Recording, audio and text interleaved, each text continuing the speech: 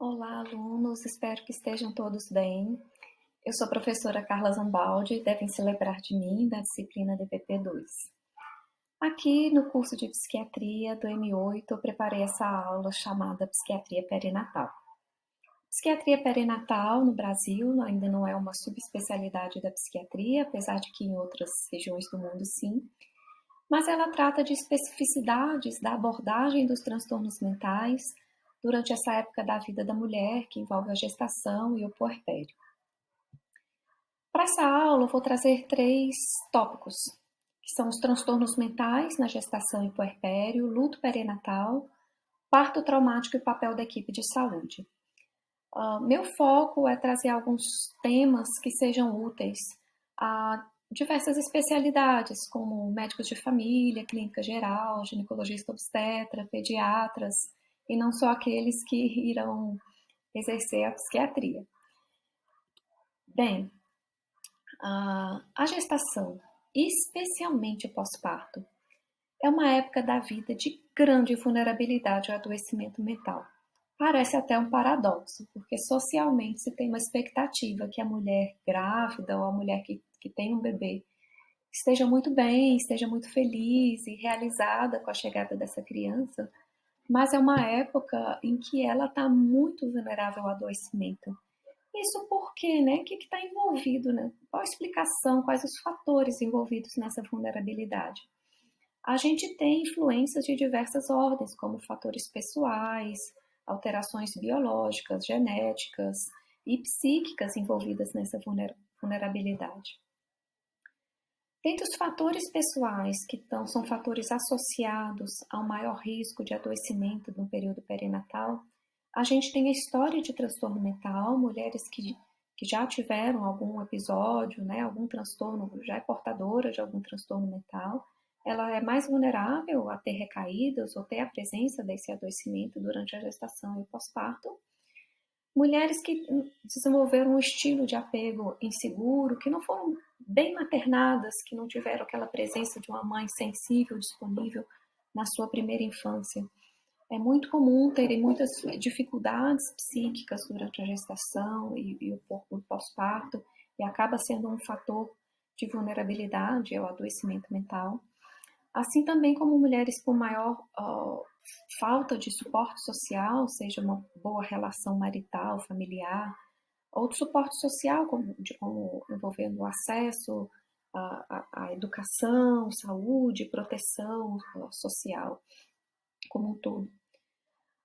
Mulheres também com uma menor habilidades, menos recursos de habilidade de enfrentamento de estresse, acabam sendo mais vulneráveis. As mulheres também que já viveram histórias de traumas, especialmente abuso sexual e violência por parceiro íntimo, e mulheres com fatores genéticos, como aquelas que têm história familiar de adoecimento mental no período perinatal, são mais vulneráveis. Dentre os fatores obstétricos de vulnerabilidade, a gente tem as vivências das complicações, como gestação de alto risco, trabalho de parto prematuro, ou a vivência de um parto prematuro, necessidades de intervenções, seja durante a gestação, parto, pós-parto, a gestação não planejada e não desejada, as mulheres que viveram perdas gestacionais prévias, como abortos, perdas neonatais, perinatais, e gestação na adolescência. Os fatores biológicos para a vulnerabilidade são diversos, dentre eles as alterações hormonais que ocorrem de modo muito intenso no período perinatal. Durante a gestação, a gente tem aumento de cerca de 10 a 15 vezes os níveis de estrogênio, progesterona e o seu derivado alopregnanolona, que são importantes para que o corpo da mulher consiga abrigar e nutrir esse feto.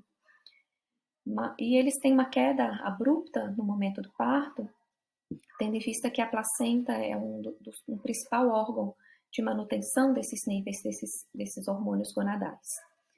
Agora, estrogênio e progesterona são considerados neurohormônios, tendo em vista a extensa presença de receptores para esses hormônios no sistema nervoso central. E eles têm um papel importante na plasticidade do cérebro da mulher grávida e na puérpera. A presença desses hormônios acabam trazendo alterações a nível estrutural e funcional em algumas redes neurais, que permitem à mulher estar mais munida da sensibilidade e disponibilidade para o cuidado no momento do pós-parto. Além desses hormônios, a gente tem alterações também de leptina, cortisol, hormônio da tireoide, a presença da ocitocina, esse peptídeo indispensável do pós-parto, e alterações imunológicas. E a presença dessas alterações muito drásticas, essas mudanças muito drásticas nesses hormônios, que é considerado um fator de vulnerabilidade ao adoecimento mental. Dentre os fatores psíquicos, a gente tem essa presença uma necessidade muito intensa de adaptação, seja na gestação e no pós-parto, por isso é considerado o período de crise, o período perinatal. A mulher tem que se adaptar ao novo corpo, o seu papel na família muda, no casamento muda, seu papel na sociedade, novas responsabilidades, né? Uma série de mudanças que ela tem que se adaptar a nível psíquico, e acaba trazendo algum nível de estresse e assim uma vulnerabilidade, adoecimento mental. A gente tem também a vivência da privação de sono no período puerperal, que é especialmente importante na agudização de alguns transtornos mentais, e a necessidade de rede de apoio, uma época em que a mulher precisa de suporte social, né, marital, familiar, rede de apoio social mesmo, das instituições, para conseguir ter amparo e segurança nessa época da vida. Os transtornos mentais durante a gestação, a gente tem como prevalência o transtorno depressivo em torno de 7 a 20%, os transtornos ansiosos em torno de 10% e a insônia ou algum sintoma de dificuldade de manter o sono, de iniciar o sono, em torno de 60% das mulheres, especialmente no último trimestre. A presença dos transtornos mentais na gestação causa sofrimento para a vida dessa mulher, né? Piora na qualidade de vida, impacto na sua funcionalidade, o risco de suicídio, e a presença desse transtorno mental não impacta não apenas a vida da mulher, acaba impactando também o feto e a vida dessa criança. Mulheres com transtorno mental durante a gestação acabam tendo um vínculo mais frágil ou até desfavorável dela com o seu feto. É esperado que durante a gestação a mulher já se vincule a essa criança, né? Consiga imaginar suas características, lhe dê um nome, se prepare para a sua chegada, né? Se comunique com esse feto através da barriga, ela já tem uma relação com esse feto. Isso pode estar prejudicado em mulheres com adoecimento mental na gestação. Além disso, essas mulheres acabam tendo um pior cuidado de saúde, fazem menos pré-natal, cuidam menos da alimentação, né? Acabam se envolvendo em atividades de maior risco, usam cigarro ou álcool durante a gestação, não cuidam da atividade física, cuidados que são importantes para a saúde da gestação. Além disso, a presença do transtorno mental durante a gestação acaba podendo trazer alterações epigenéticas nesse feto e uma maior vulnerabilidade posterior ao adoecimento mental. Hoje em dia tem crescido na medicina essa compreensão da programação fetal para a saúde e para a doença. Há certas circunstâncias desse ambiente uterino, como déficits nutricionais, déficit de vitaminas, infecções, presenças de drogas, fármacos e até o estresse podem trazer alterações na expressão genética desse feto, né, deixando ele mais vulnerável a certos adoecimentos ao longo da vida.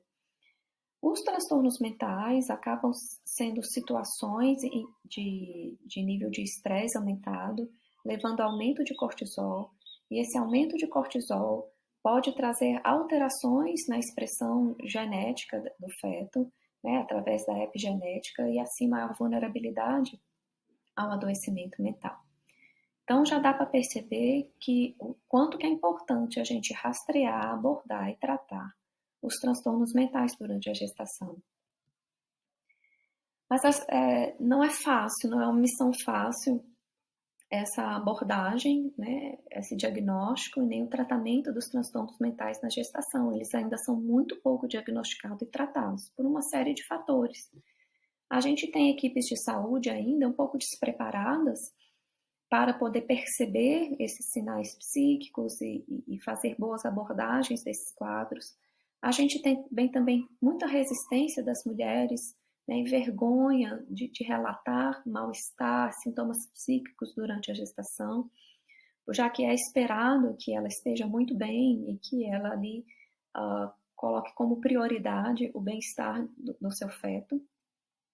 E a gente também tem os receios com relação ao uso dos fármacos na gestação, tanto a nível da população leiga quanto a nível dos médicos também. Existe um desconhecimento muito grande e uma percepção de risco aumentada com relação ao uso dos psicofármacos na gestação. Bom, o que é importante saber com relação aos psicofármacos na gestação? Primeiro, que por os psicofármacos serem altamente lipossolúveis, eles atravessam a barreira placentária com facilidade. Então, uma mulher ingerindo psicofármaco vai ter o seu feto exposto a esse psicofármaco. E um feto que não tem toda a capacidade de metabolização e excreção como um adulto tem. Bem, apesar disso, a gente não tem os psicofármacos como contraindicações absolutas de uso durante a gestação, com exceção do ácido valproico.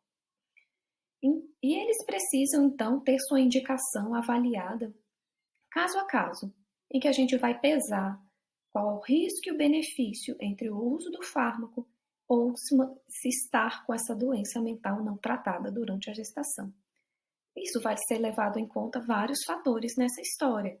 Qual é o diagnóstico, a gravidade desse diagnóstico, né, qual na intensidade desses sintomas, a história dessa doença, a história de tratamentos anteriores, né, contexto dessa mulher para a gente poder pesar esse risco.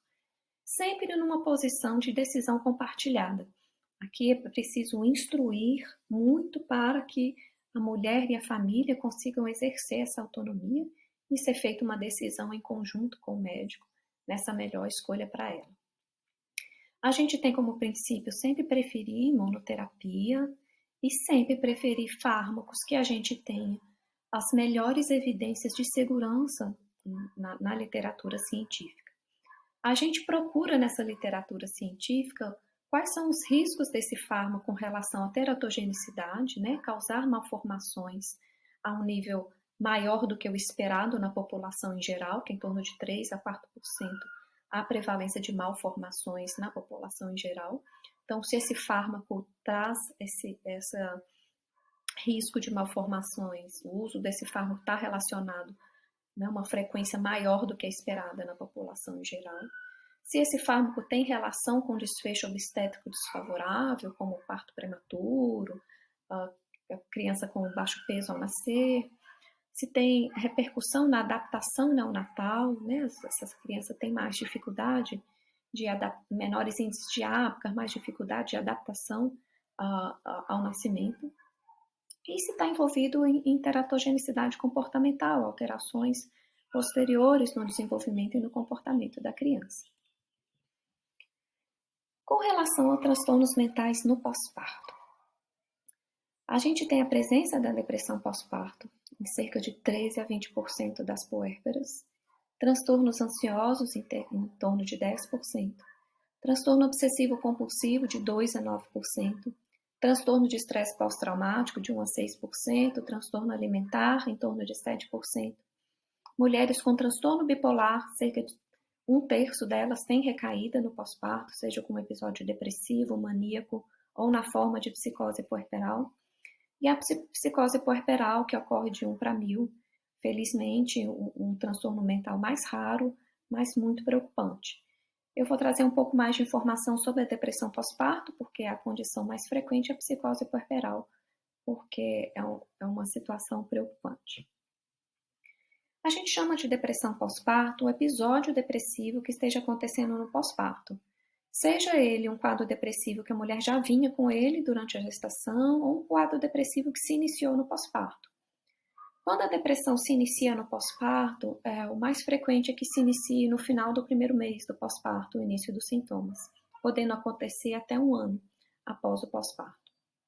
O quadro clínico é o mesmo que a gente conhece do episódio depressivo, a presença do humor deprimido, a perda de interesse, de prazer nas atividades, as alterações de sono, de apetite, na atividade psicomotora, a sensação de falta de energia, as dificuldades cognitivas, né, capacidade de ter atenção, de concentrar-se, de raciocinar, de tomar decisão. Os pensamentos girando em torno de cunhos mais negativos, como desesperança, culpa, ruína e a ideação suicida. A depressão no pós-parto traz uma série de repercussões negativas não só para a mulher, mas também para a vida da criança.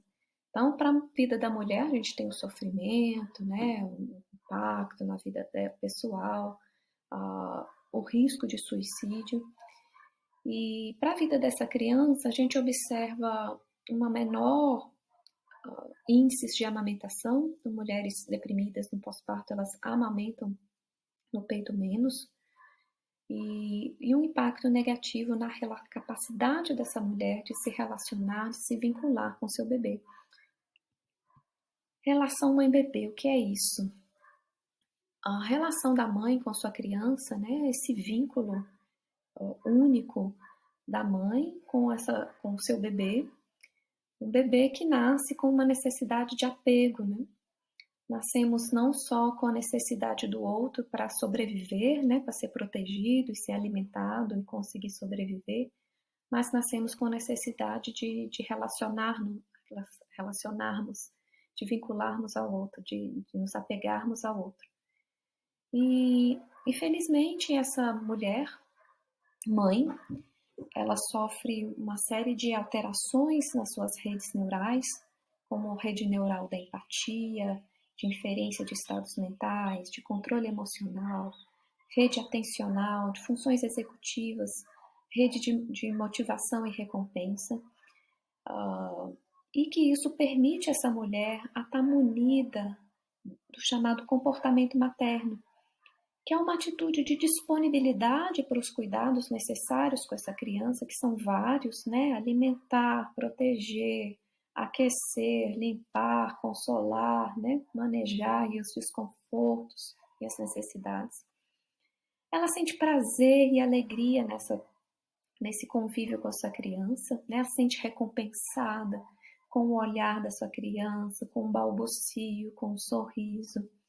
Essa mulher ela é sensível a essa criança, ela consegue perceber as pistas dessa criança, consegue fazer boas leituras não verbais para entender as necessidades da sua criança, que a necessidade do momento é de estímulo, é de brincadeira, é de sono, é de cansaço, é de fome, é de desconforto. E com isso ela consegue ter um cuidado síncrono, em sintonia com as necessidades dessa criança. Esse comportamento materno, ele é muito importante para a mãe poder oferecer, então, um cuidado empático, síncrono, com prazer e com disponibilidade, né, fazendo com que essa criança desenvolva o chamado apego seguro. Ela percebe que suas necessidades são atendidas, que existe uma previsibilidade, né, nessa figura de apego e nesse mundo em que ele pode ter confiança nesse mundo e nesse outro, que ele não vai se sentir desamparado, que ele tem conforto, que ele tem consolo, que ele é correspondido no que ele precisa. Essa relação mãe-bebê adequada, né, permite então que essa mulher se vincule dessa forma segura com sua criança. E além disso, essa boa relação mãe-bebê está relacionada a uma série de repercussões positivas no desenvolvimento da criança. Crianças que tiveram uma boa maternagem, né, uma mãe disponível, sensível, com qual conseguiu se relacionar adequadamente, têm melhores níveis de desenvolvimento motor, de linguagem, de desenvolvimento cognitivo, de cognição social, né, capacidade de empatia, tem melhor controle emocional e, por fim, uma melhor resiliência, né, um menores índice de adoecimento mental.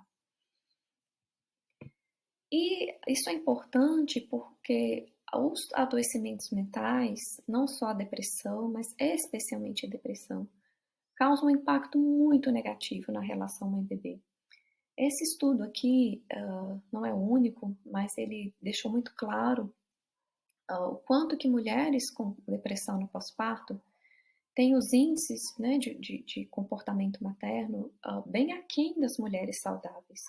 Mulheres deprimidas no pós-parto, elas tiveram uma menor qualidade de interação com seus bebês, menos contato visual com seus bebês, não se posicionavam naquele face a face com seu bebê, vocalizavam menos, né, conversavam menos com seus bebês, não cantavam para eles, né? Menos expressões faciais positivas, né, mostradas pelo tom de voz, pelo sorriso, pela expressão do rosto, menos atenção ao comportamento e necessidades do bebê, atendem menos prontamente o bebê, menos sintonia e disponibilidade com as necessidades da criança, menor interesse às necessidades do desenvolvimento e menor prazer e interesse nessa interação.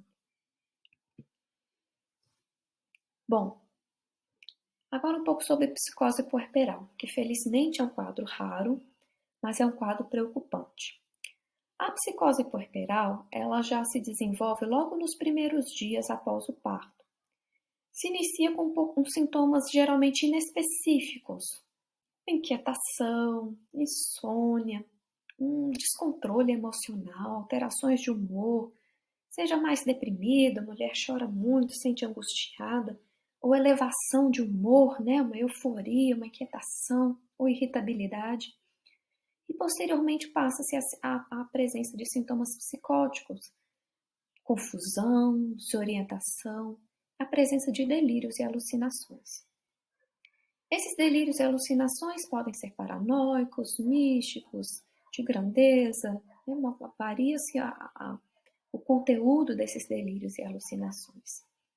Mas a presença dos delírios e alucinações podem trazer o risco de suicídio e infanticídio, porque não é incomum que o bebê esteja envolvido nas ideias delirantes, seja acreditar que ela vai ser morta, ela e seu bebê, ou que esse bebê é um deus, um demônio que precisa ser exterminado.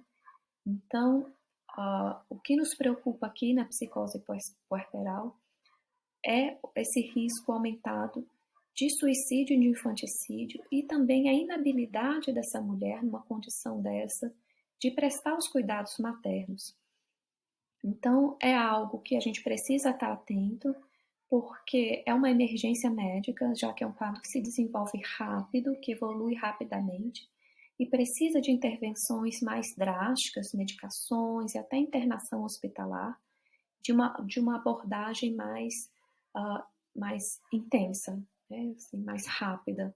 Não podemos perder tempo quando se percebe sintomas psicóticos numa mulher no período do pós-parto.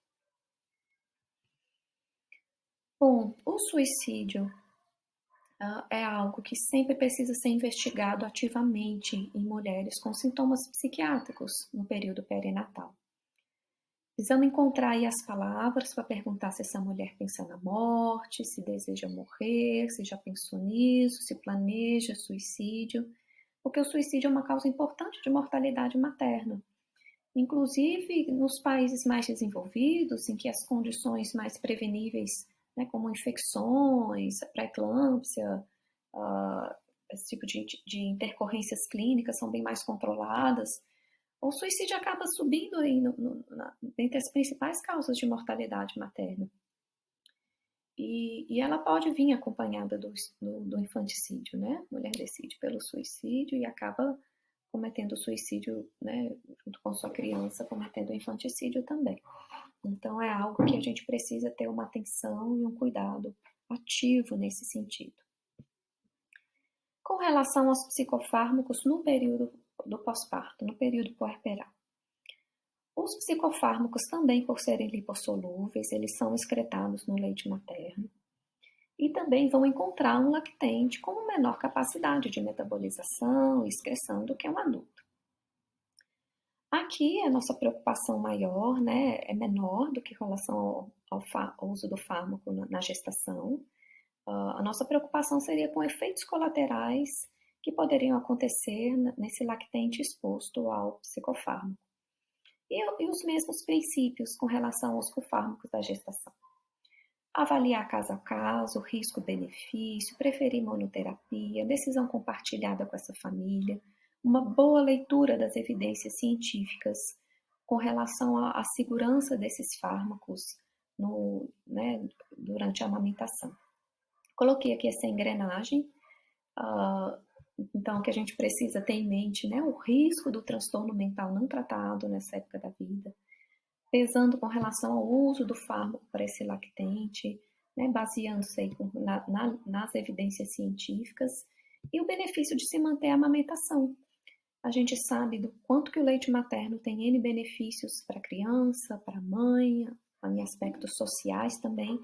Então, a gente sempre tem como meta, como princípio, fazer os tratamentos necessários em psiquiatria, mas mantendo a amamentação, mantendo o uso do leite materno, a fim desses benefícios e até com o fim de manter essa mãe e esse bebê mais próximos, favorecendo essa relação mãe-bebê que geralmente está com impacto negativo devido ao adoecimento materno.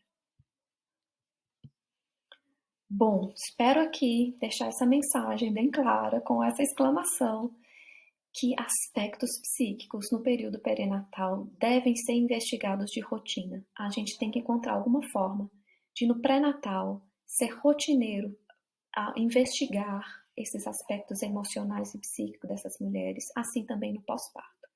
Essa é uma época da vida que a mulher vai muito ao médico, faz exames, revisões. No pós-parto, ela também faz revisão com o ginecologista obstetra, passa por pediatras, clínicas de vacinação, enfermeiras, posto de saúde. Então, é uma época que ela vai ter muito contato com profissionais de saúde e que a gente precisa encontrar uma forma de colocar na nossa rotina esse perguntar a essa mulher como ela está psiquicamente, como é que ela está emocionalmente e ficarmos atentos a esses aspectos. Eu sei que a gente tem um foco muito grande no físico, né, porque realmente tudo tem que dar certo na gestação, no parto, no pós-parto, mas aqui o bem-estar emocional é muito importante, tanto para essa mulher quanto para essa criança também. O segundo tópico é sobre luto perinatal. A vivência do luto pode acontecer em casais inférteis, porque existe uma perda da expectativa dessa gestação, da chegada dessa criança, a cada tentativa frustrada. O luto perinatal acontece nas situações de aborto, em qualquer circunstância, nas mortes fetais, que é a morte do feto após 23 semanas, ou feto com maior de 500 gramas, e na morte neonatal, que é o bebê que nasce vivo, mas que falece nesses primeiros 28 dias de vida no período neonatal. Bom, o luto perinatal é um luto que é invisibilizado socialmente. Existe uma expectativa social que as mulheres nessa condição não sofram. Toda essa dor dela, que é vivida por essa mulher como a perda de um filho, existe uma pressão social muito grande que isso seja minimizado. Mulheres que sofrem abortamento, é muito comum que ouvir frases como: poxa, mas foi melhor assim, daqui a pouco você tem outro filho, daqui a pouco você é jovem, já já você está gestante de novo, de minimizar a dor dessa mulher. Não entende que para ela não foi só um aborto, foi perda de um filho. Era alguém com que ela já se vinculava, com que ela já imaginava, com que ela já tinha expectativas e que ela já era mãe. Então, existe a perda, né, dessa expectativa, desse sonho que já tinha criado na psique dessa mulher. A perda, muitas vezes, da identidade dela, né, ela já se construía como mãe. Perda de confiança no próprio corpo, né, porque ela não conseguiu gestar, ou porque ela não conseguiu levar adiante essa gestação. Perda até do sentido da vida. E processos de luto, como um todo, são processos que levam tempo.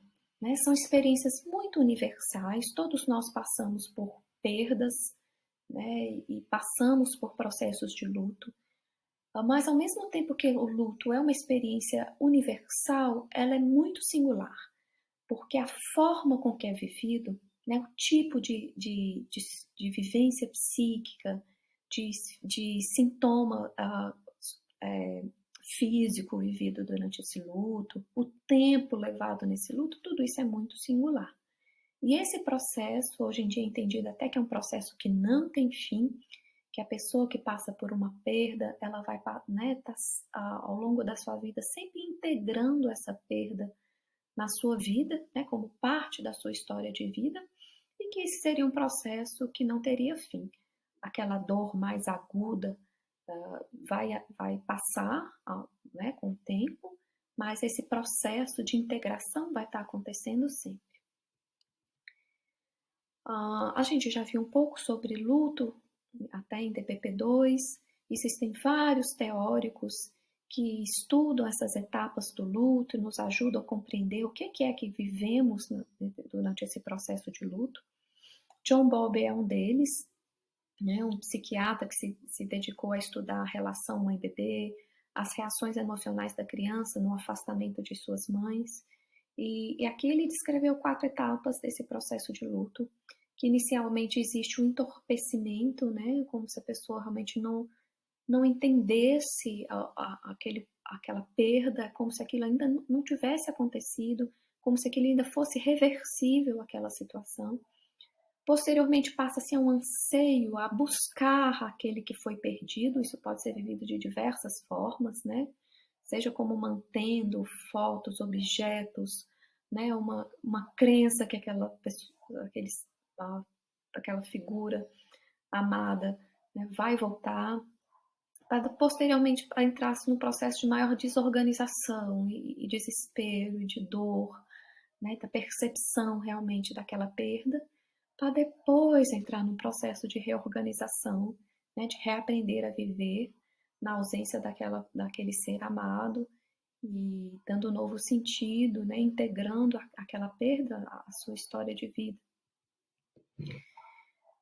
Bom, na assistência às mulheres que sofrem lutos perinatais, né, infertilidades, abortamentos, perdas fetais e neonatais, trouxe aqui alguns tópicos que eu considero ser importante na assistência a essas mulheres, favorecendo né, uma melhor forma delas viverem esse luto e esse processo. Primeiro, é uma forma adequada de dar essa notícia difícil. A forma como se essa notícia for dada de uma forma muito inadequada pode até tornar esses processos de lutos mais difíceis, né, mais dolorosos ou prolongados. A gente precisa dar essa notícia de uma forma muito compassiva, né, com honestidade, com respeito, num local adequado, né, com informações claras, efetivas, acolhendo a resposta emocional muito única de cada um na hora dessa notícia. E oferecendo ali sua presença, né, seu acolhimento, e um acolhimento que nem pode ser muito frio, passivo, mas também não pode ter interferência demais. É uma hora em que não existem frases prontas para poder consolar alguém. É preciso uma postura, né, de quem dá essa notícia, desse que assiste essas mulheres e suas famílias, de aceitar, inclusive, a falta de significado que é uma vivência dessa. Não sabemos o porquê, não sabemos por que a vida oferece esses desafios dessas vivências tão dolorosas.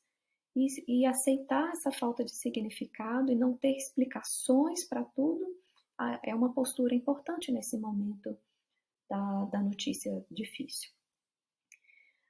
Tentar validar essa experiência dessa mulher, não invisibilizar nem minimizar a dor dessa mulher, valorizar a perda dela como a perda de uma mulher que perde um filho, de uma mãe que perde um filho. Então, se esse feto já se souber o sexo, já souber o nome, procure utilizar, né, palavras adequadas com relação ao sexo do bebê, ao nome desse bebê, desse feto.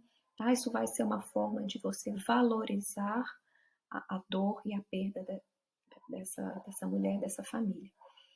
Vai ser necessário informação, preparar essa mulher para algumas tomadas de decisões em algumas circunstâncias, por exemplo, mortes fetais, né, se vai ser feito paliação, né, ela vai aguardar o trabalho de parto, se vai ser feita indução do parto, se vai ser feita autópsia, se não vai ser, né, como é que vai ser posteriormente, ela vai querer ver esse feto, né, o que seria importante para ela nesse processo de despedida desse feto. Então, vai ser necessário conversar sobre isso, informar essas coisas, preparar essa mulher para essas vivências, né? Identificar do que para aquela pessoa, que rito de despedida seria importante, né? Um momento junto com aquele feto, tirar uma foto, né? O que seria importante, fazer o batismo, né? Ou alguma outra ritual da sua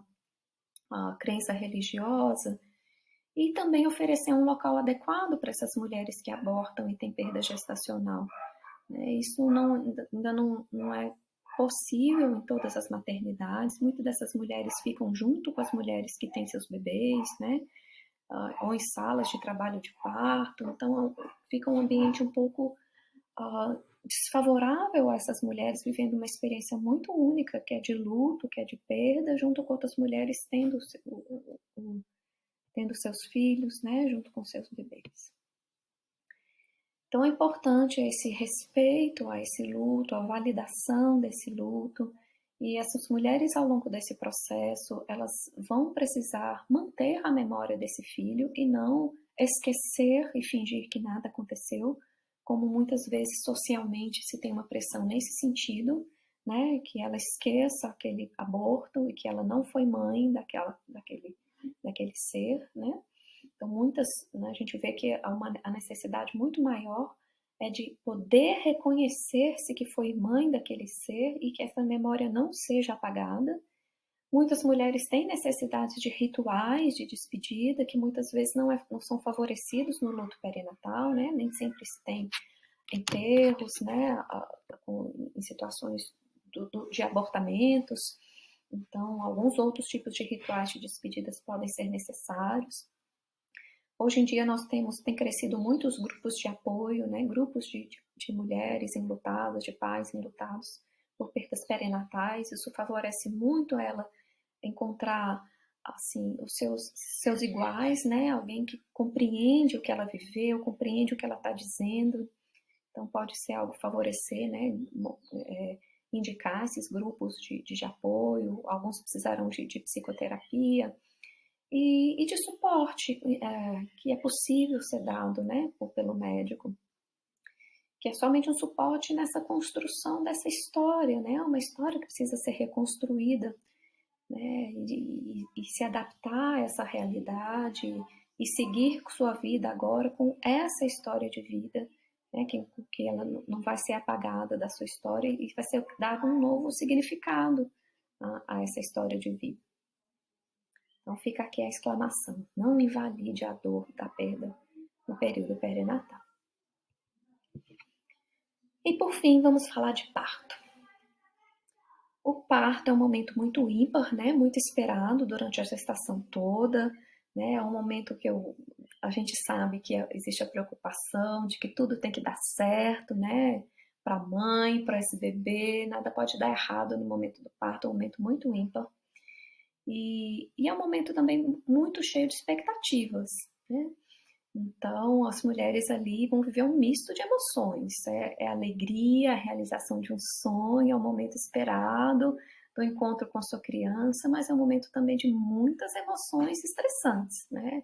Existe medo, existe vivência de dor, existe aquela insegurança, aquele incerto do que vai acontecer, né? Muitas vezes sensação de desamparo, de falta de controle de todos o desenrolar ali daquele trabalho de parto. e com diferentes expectativas, né? A gente tem mulheres com expectativas muito diferentes do que para ela é um bom parto, um parto adequado. Isso varia muito culturalmente, isso varia muito a nível familiar e pessoal do que se espera de um parto como uma experiência positiva. Mas, inegavelmente, todas é um momento assim, de necessidade de segurança e de necessidade de suporte. Bom, foi se percebendo que algumas mulheres acabavam tendo experiências de rememorações muito intrusivas e persistentes à mente dos seus momentos, dos seus partos, e de aspectos muito negativos que foram vividos no parto. Dor intensas, intervenções clínicas, ou negligências de cuidado no momento desse parto, e acabavam tendo pesadelos com esses partos, revivências, né? Sensações como se estivesse de novo ali naquela situação, evitação, não queriam mais ouvir sobre parto, passar perto de maternidade, desfez seus planos com relação a ter outros filhos, sentiu impactada emocionalmente, cognitivamente, em decorrência daquela experiência do parto, que foi negativa. Com isso, hoje a gente já tem essa segurança de dizer que existem situações vividas no parto que são vividas como uma experiência traumática, como um trauma psíquico, e inclusive levando a posterior desenvolvimento do transtorno de estresse pós-traumático e outros transtornos mentais, como depressão, ansiedade, fobias. O trauma é essa situação, uma vivência negativa, né, inesperada, em que a pessoa não tem recursos psíquicos para lidar com aquilo.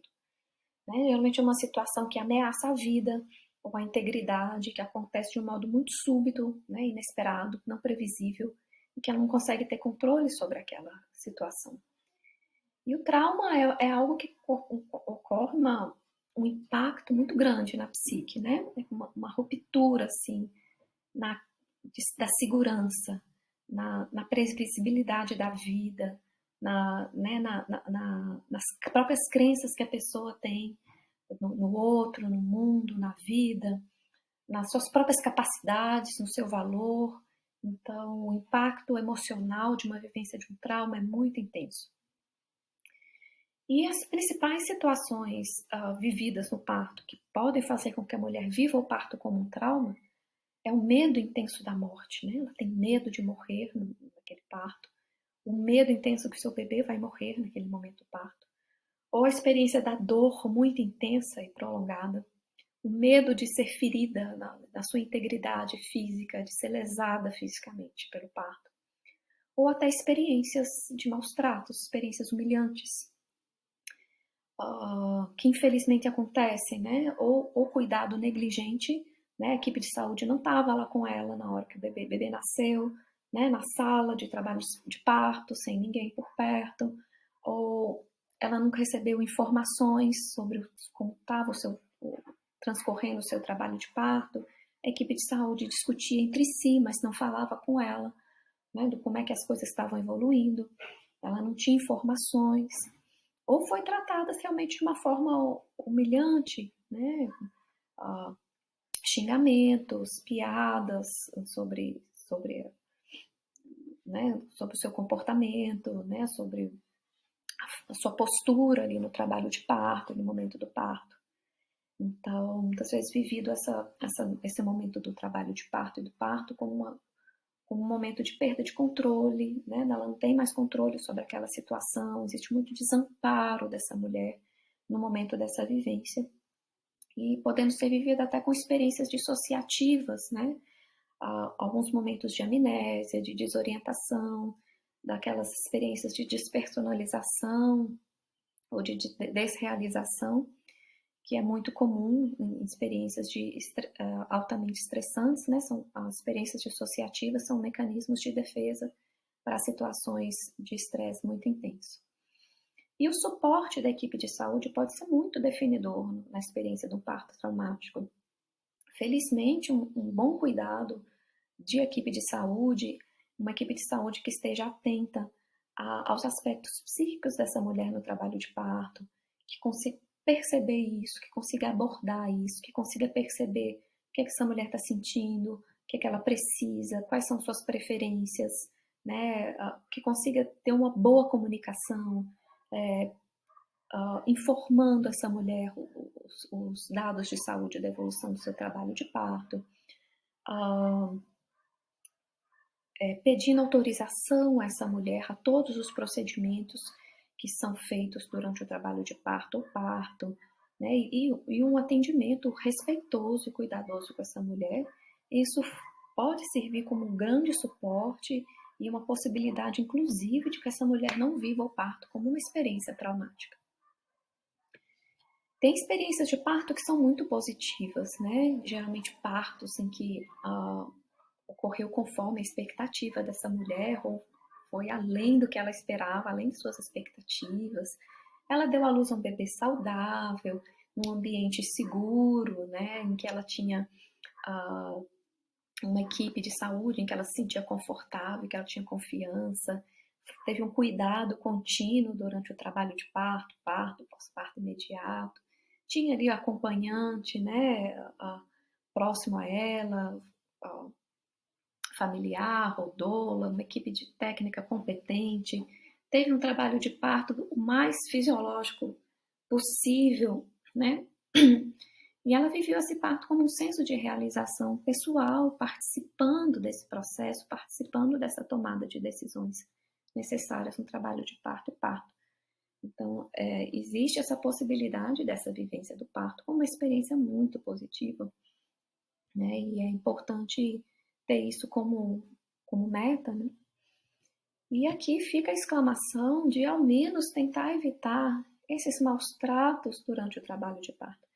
Esse aqui, para quem se interessa por esse assunto, essas recomendações da Organização Mundial de Saúde, dos cuidados necessários durante o parto para uma experiência positiva, né, do parto, é um texto muito completo, muito interessante, e que descreve aqui quais seriam então essas situações de maus tratos durante o trabalho de parto e parto, e que fica então aqui a exclamação e a meta, né, de quem for trabalhar junto a essas mulheres nesse contexto, né, de tentar se evitar esse tratamento desrespeitoso, abusivo, a falta de privacidade dessas mulheres, porque é um direito seu, né, a privacidade, ao respeito à sua autonomia, não evitar questões de abuso físico, verbal,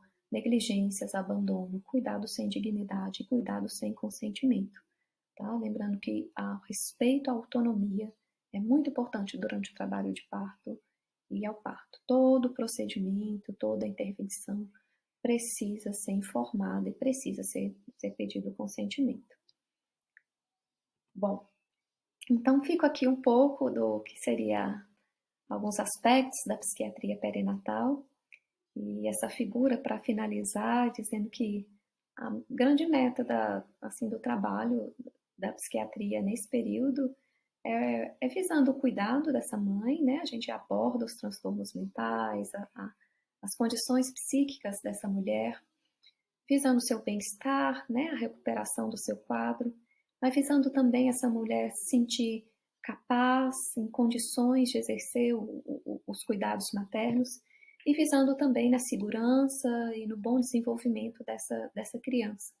Então, são cuidados que acabam sendo ampliados, né, para a vida dessa mulher, para a vida dessa criança. Então, a gente tem aí repercussões um pouco ampliadas desse nosso cuidado, dessa nossa abordagem às condições psíquicas nessa época da vida. Bom, eu vou deixar para vocês um capítulo de um livro que pode complementar o aprendizado nessa área, tá? Espero que aproveitem. Qualquer dúvida, estou à disposição para a resposta de vocês. Um grande abraço.